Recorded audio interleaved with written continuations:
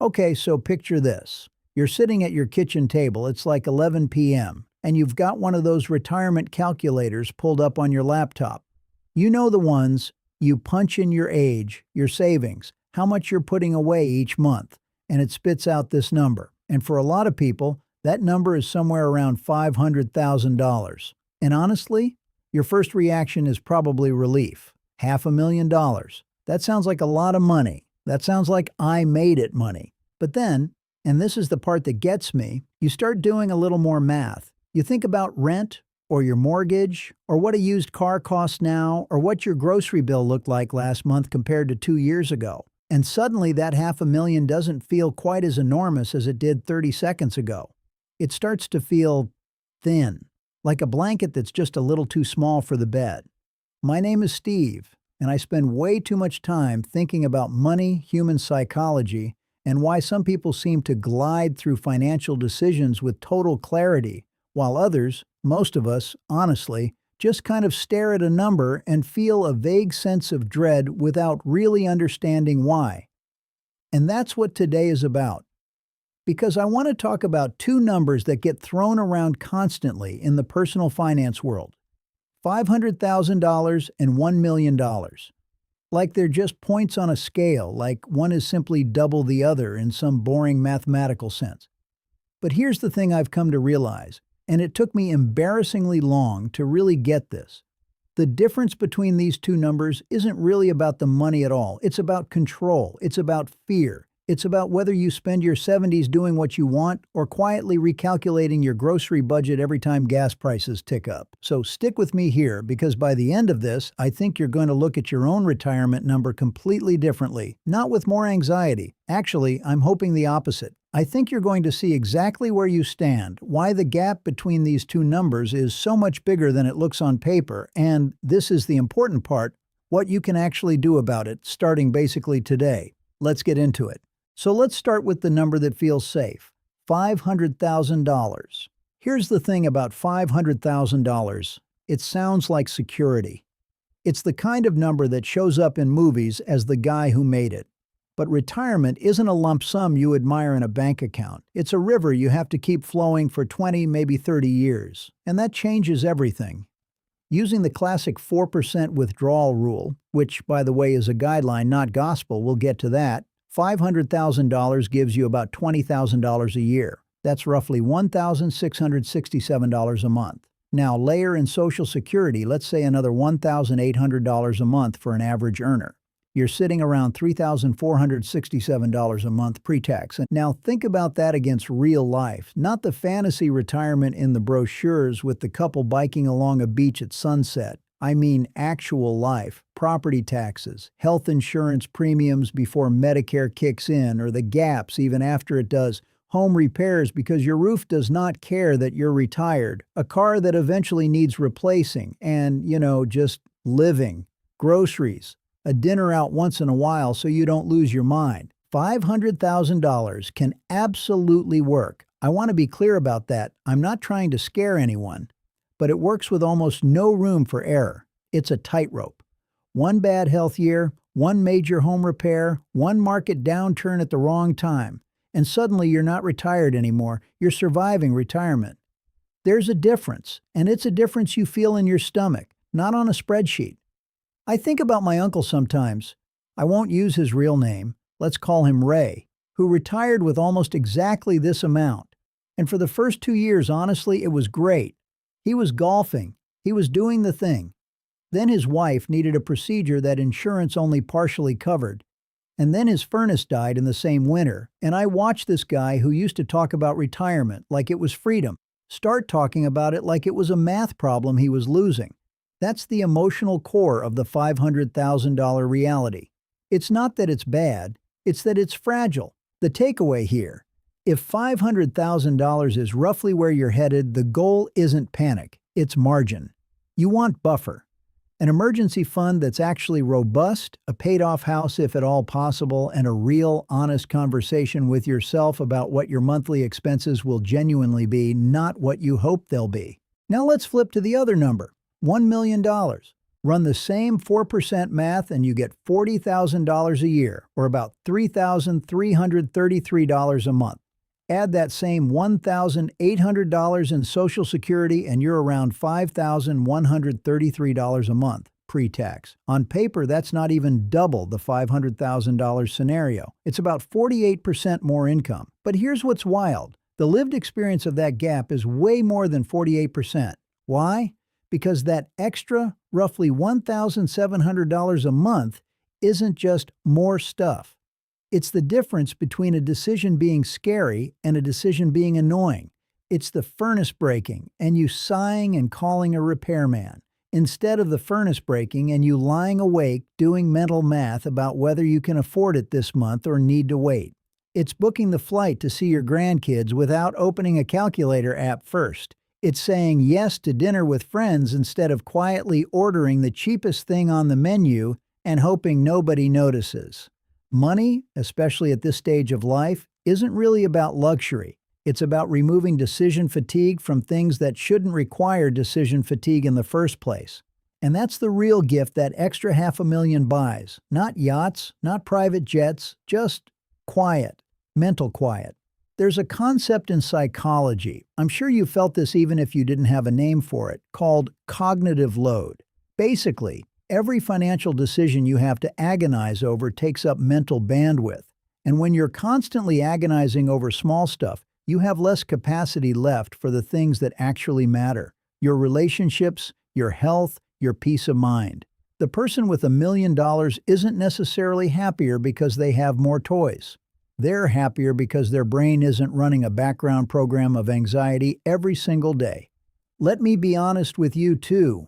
I don't think $1 million is some magic threshold either. It's not like you cross into $1,001 and suddenly life is perfect. There are people with $2 million who are miserable and stressed because their spending expanded right alongside their savings. Lifestyle creep is real, and it doesn't care what tax bracket you're in. But structurally, mathematically, $1 million gives you options that $500,000 simply does not.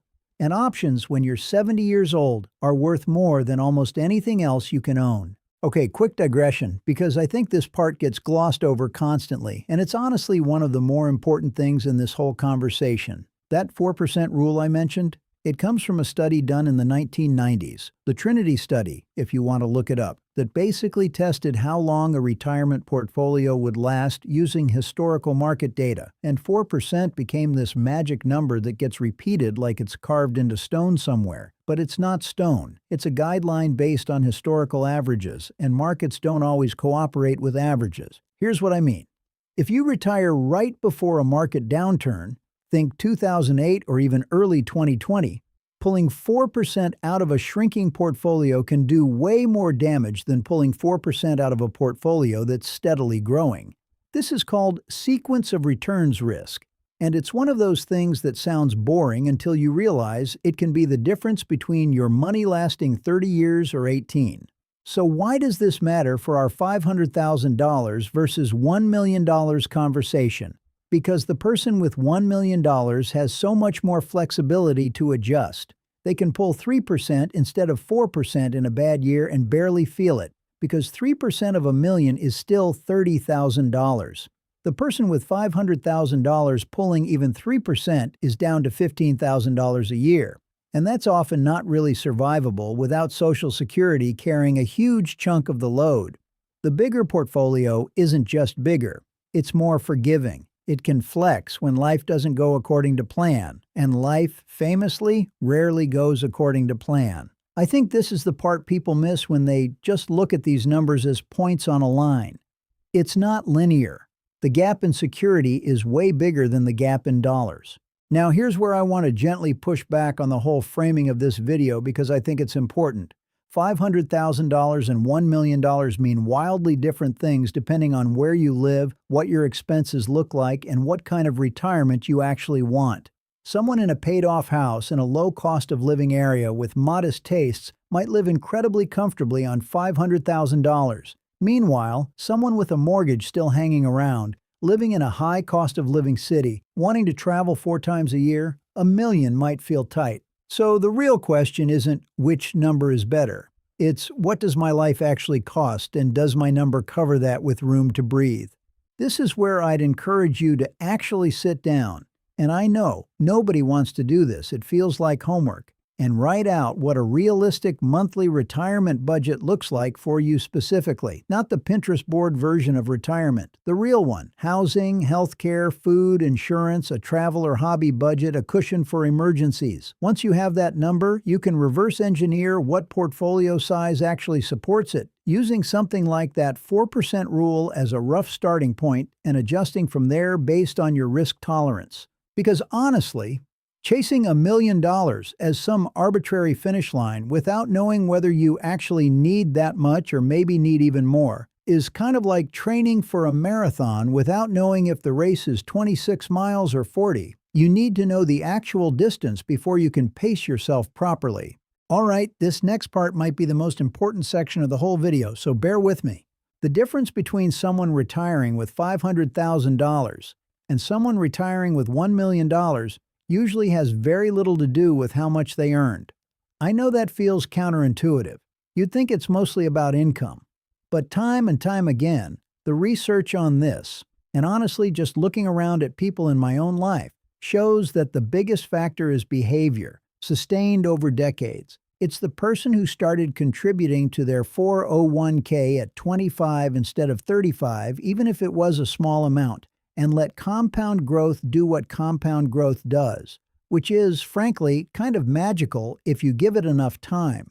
It's the person who didn't panic sell during a market crash and just stayed the course, even when it felt terrifying.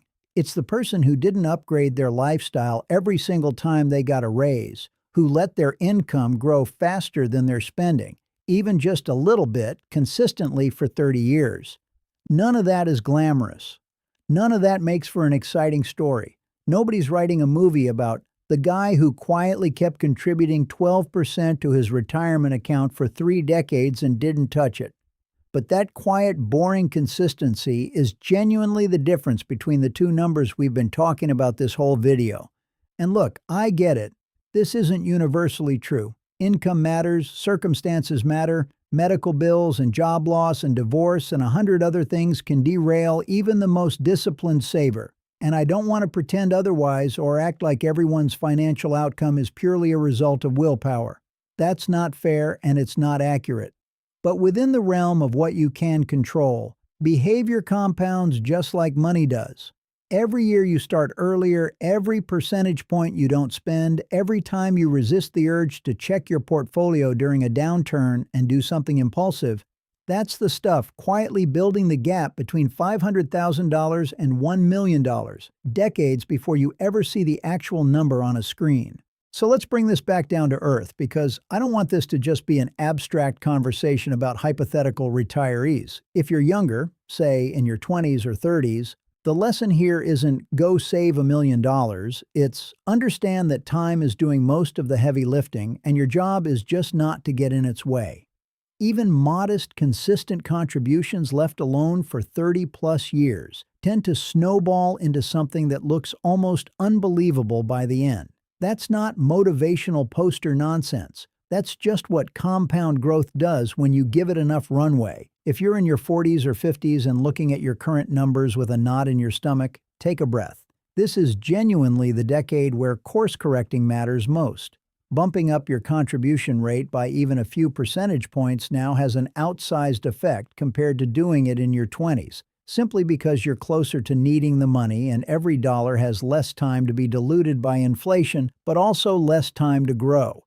So intentionality matters more here than almost any other stage.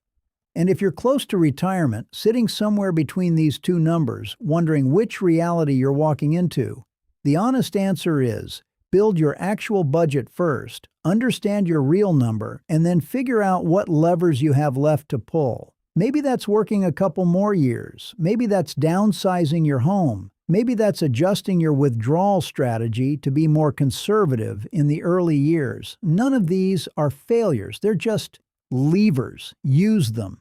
So here's what I want you to actually walk away with today. The difference between $500,000 and $1 million in retirement isn't really about the dollar figure. It's about margin and flexibility and how much mental peace you get to carry into the last third of your life. $500,000 can absolutely work, but it demands precision and leaves very little room for life's inevitable curveballs. $1 million doesn't buy luxury so much as it buys quiet.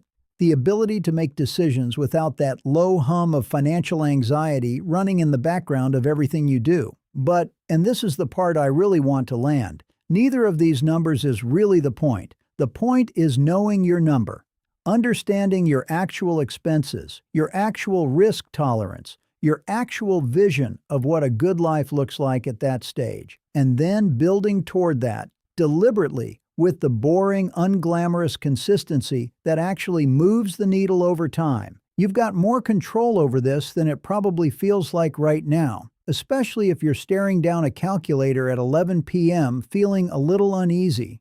Time, consistency, and just a little bit of intentional behavior, sustained long enough, that's the real engine behind these numbers, way more than luck or income ever will be.